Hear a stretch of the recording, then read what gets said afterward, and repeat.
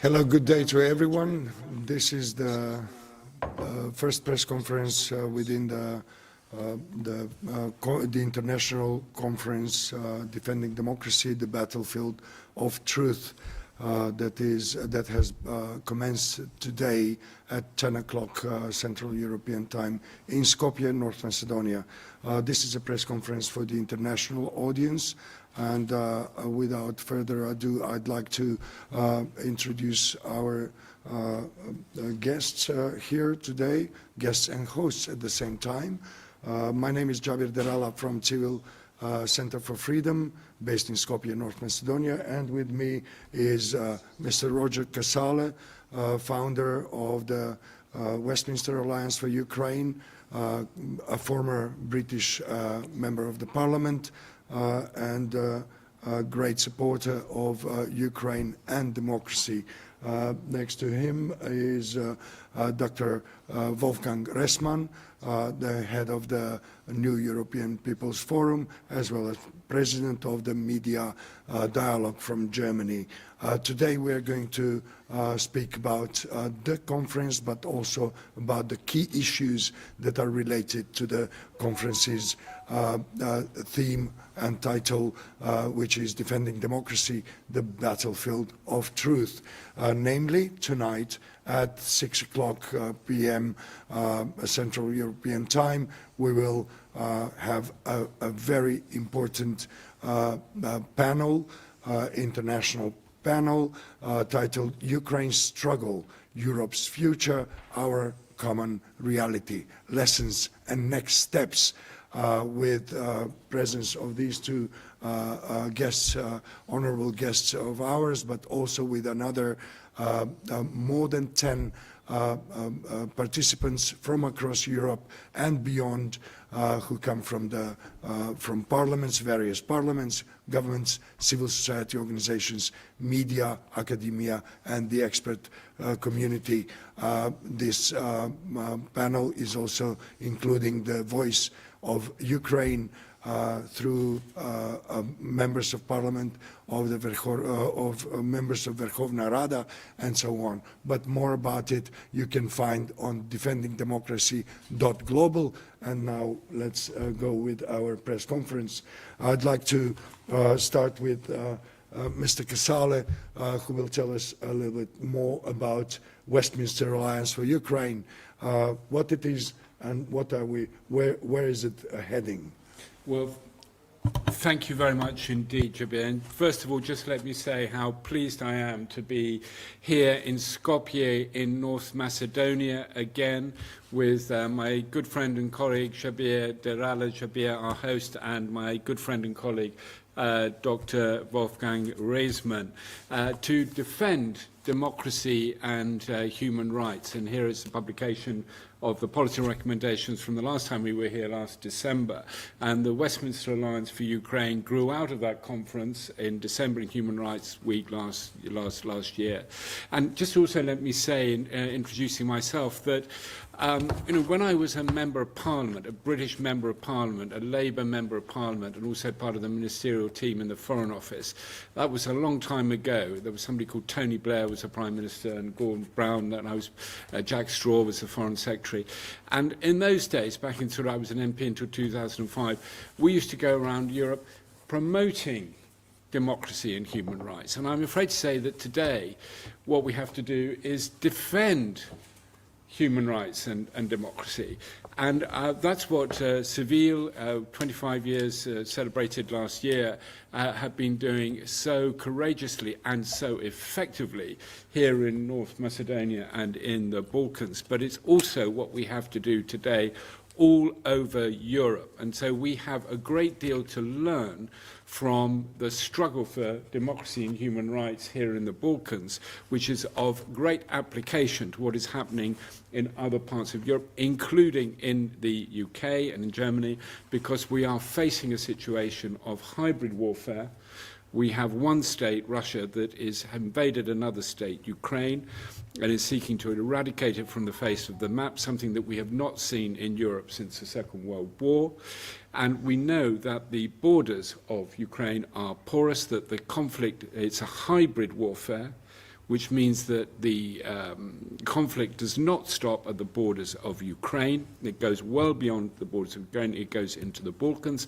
We feel it here in North Macedonia, in Skopje, where we are today, and we feel it in the rest of Europe, in Italy and in Britain, where I live, in Germany, where Wolfgang lives, all over the world today. And that's why we founded the Westminster Alliance for Ukraine. And you might ask yourself, what is the Westminster Alliance for Ukraine? Why is it called the Westminster Alliance for Ukraine? Because Westminster, we started it in Westminster. We started on the 13th of May in Westminster, in the Palace of Westminster, which is not a royal, not a place where the King lives. It's a place where the Parliament is, the British Parliament, the House of Commons and the House of Lords. So we had Alex Sobel, MP, who is the chair of the parliamentary group on Ukraine in the UK Parliament, and we had Lord James Arbuthnot, who Alex is a Labour MP, and Lord Arbuthnot is a Conservative peer, Conservative member of the House of Lords, and many others as well as Oleg Duda from the Ukrainian Parliament with us to launch what is primarily a network of parliamentarians, but other networks as well, networks of journalists, networks, civil society networks, cultural networks. But the first network that we want to build is the network of parliamentarians. And we're building all these networks together within the Westminster Alliance for Ukraine. A network of MPs from 5 countries in particular in Europe.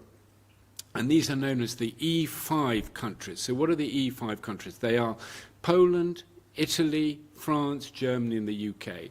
And these 5 countries are part of the 31 countries that form part of the coalition of the willing. And you'll remember that the Prime Minister, Sir Keir Starmer, and the French President, Emmanuel Macron, in January of this year, called for a coalition of the willing. And 31 countries have stood up to the plate. 31 countries that want to support Ukraine economically and militarily, now and particularly in the future, when the conflict is over. We don't know when that will be. There's not an end in sight, but we know that it cannot last forever, that will support Ukraine going forward. And so what we felt was that the coalition of the willing, we want to make that a reality. How can we ask ourselves a question, how can we help to make the coalition, the ambitions of the coalition of the willing, a reality? And those 5 countries, Poland, Italy, France, Germany, the UK, are the 5 countries in Europe that have the strongest defence expenditure, defence capability. And of course, to make the coalition of the willing a reality, we have to grow the defence capability in Europe, which is partly what today's conference is about. So we are trying to encourage MPs from those countries with the support also of Ukrainian MPs and also working with the EU institutions and NATO to be able to get more parliamentary support and more public support behind the ambitions of the coalition of the willing, which are to support Ukraine economically, militarily, economically, and culturally, and also at the civil society level, now and in the future. We're delighted that we have the opportunity to speak to the press today about the work of the Westminster Alliance for Ukraine, and that is what we are trying to do. And of course, it was a very significant event in Rome, and many other activities of the Westminster Alliance for Ukraine that might and should be mentioned. But before that, I would like to go with another question. Speaking about the E5, that's the E5, those 5 countries with the highest military and defense expenditure and so on.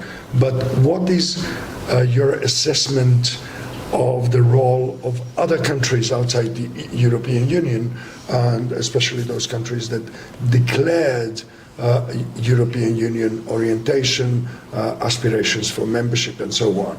So what about the countries outside the EU in context of the issues that are covered by the Westminster Alliance for Ukraine?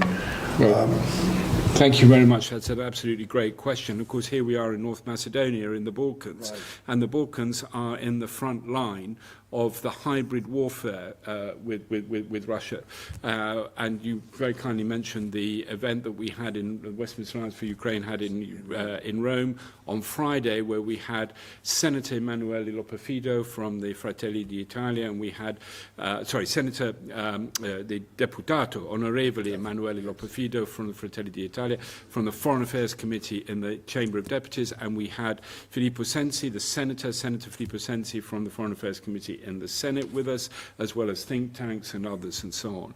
And let's not forget the hosts and the organizers of this event were our partners within the Westminster Alliance for Ukraine, Centro Studi Internazionali. The event was moderated by Emanuele Ericchiello, who is with the Centro Studi Internazionali, our Italian partners, and we say thank you to them for organising a meeting with those members of the Italian Parliament and think tanks. But I think the key point to make is that their message was the same as the one we had. What we learned from Emanuele and Felipe and Emanuele and Filippo Fido and Filippo Sensi and Emanuele Ericchielli and others was that, yes, this is a hybrid war. And of course, the people that are here today in this conference and the people that were with us on Friday, they know this perfectly well. But the problem is, and we shared this, we share this analysis of what the problem is. Emanuele Lopafido, Filippo Sensi, they said the same thing that Alex Sobel and Lord Arbuthnot has said in London, which is that we can see the danger, but our public cannot yet see the danger. Right. Our the European societies are not yet aware of the danger. And here we are in North Macedonia in the front line of the Russian threat. And we've just seen in Moldova that actually the attempt to interfere with the elections in Moldova by the Russian state, by Putin, was not successful. That we saw that if we stand together, if we are aware of the danger, if we respond, we can actually push back on this. And the elections in Moldova did not go the way that Putin wanted. And perhaps I can, at this point, pass across to my colleague, Dr. Wolfgang Ressmann, who in fact has direct experience of this. But yes, you are on the front line of this hybrid warfare in the Balkans, and this is what's coming to us. It's already here. We're seeing the overflight of European airspace by Russian planes. We're seeing Russian drones over Poland. It's already here. What you're seeing and experiencing in the Balkans is what we are starting to experience in the rest of Europe. You're even closer to it than we are. But this is a hybrid warfare. This doesn't stop at the borders of Ukraine. Wolfgang, yes, I could ask yes, you I think that Wolfgang, Dr. Ressmann, who actually has a very exciting agenda these days.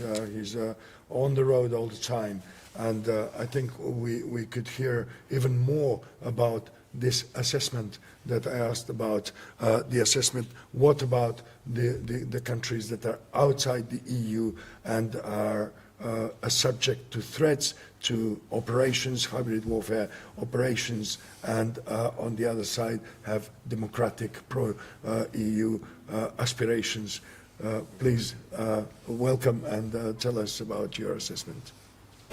Yeah, thank you very much, Jabir, and naturally also Roger for Casale for the questions and the input. For me, it's now the third time to be here, and that shows that North Macedonia is an important place for fighting for democracy and human rights, as like Roger says, as a front line against Russian propaganda and the Russian influence on the whole Balkan region. But what we see is not only Russian hybrid warfare in the Balkan region, we saw it all over Europe. For example, I've been in Tallinn just 4 weeks ago, where the Russian military planes flew about 12 minutes over Tallinn and over Estonia, and this was also a big, in my view, part of aggression, which is new in Europe after the Second World War.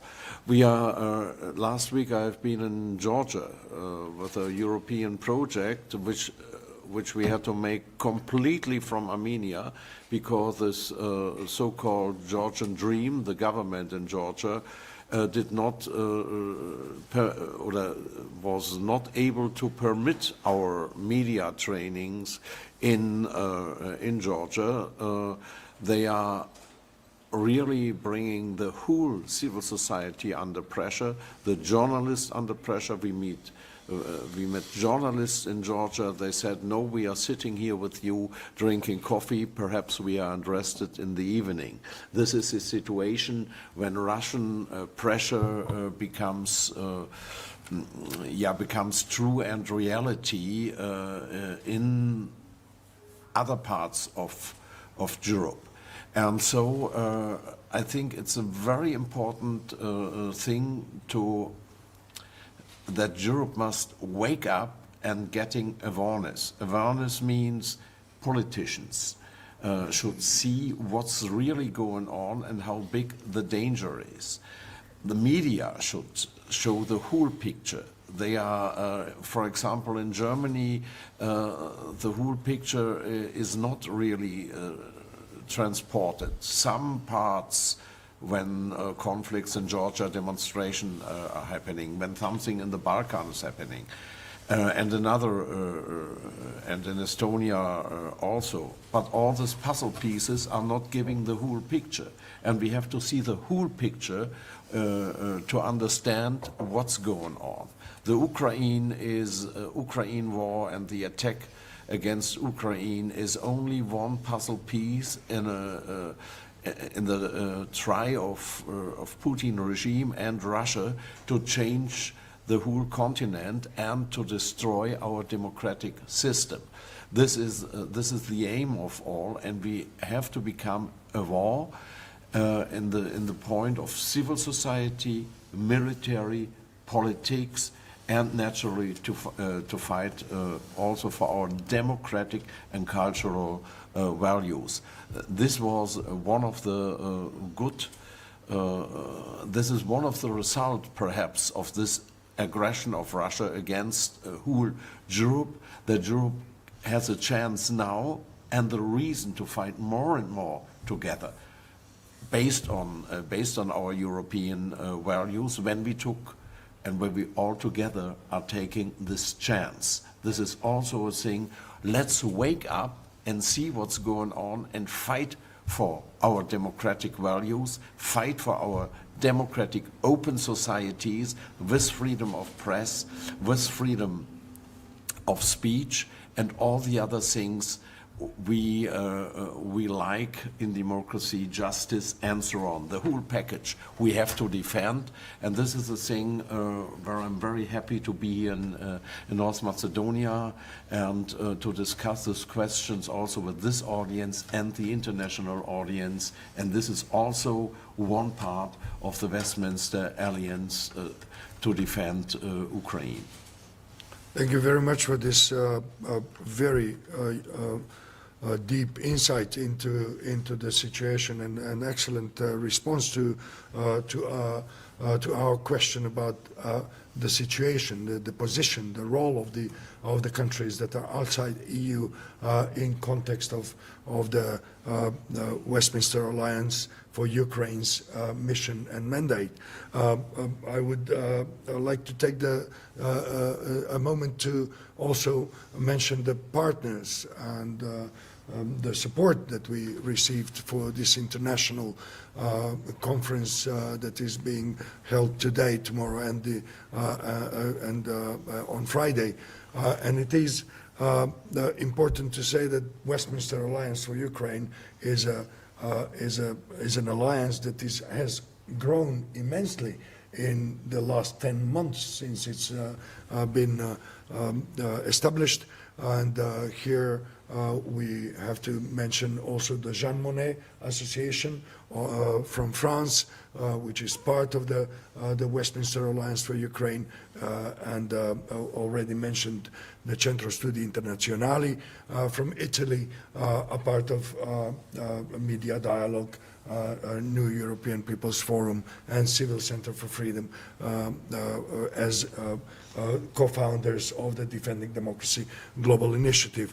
Of course, we need to mention the last year's support of the government of North Rhine-Westphalia, which made possible this conference in last December, in December last year to happen. But this very conference is part of the project which is titled Democracy Navigator, which is a strategic response to hybrid threats that we are facing, not only in our country, but also in the Western Balkans, in Europe and beyond. And it has been supported by the Ministry of Foreign Affairs of the Federal Republic of Germany. And that's important to know the context that we are expanding our membership base, our interests, and all other aspects of a comprehensive, direct, and concrete action to make the coalition of the willing a reality, as Mr. Casale has presented previously. But I'd like to ask you both, and that's a question that comes also from the media community.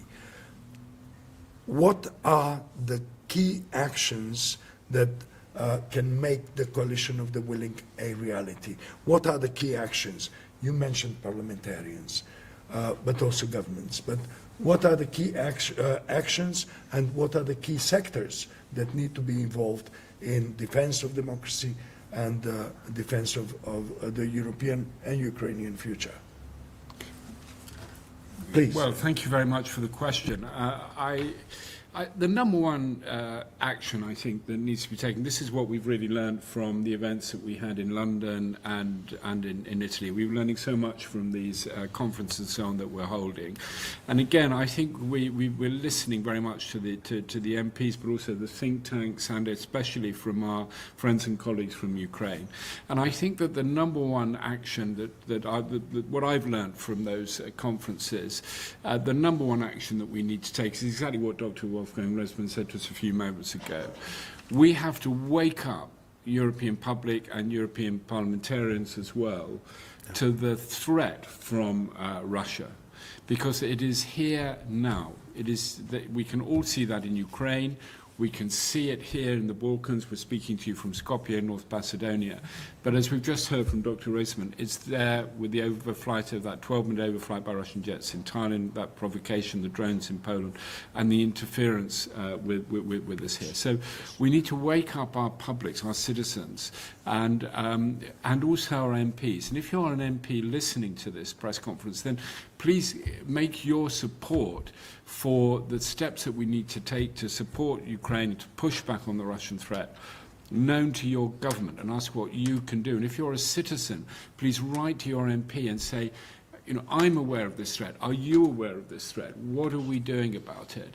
And, you know, let's work together, citizens and parliamentarians and governments. Let's actually, for once, work together.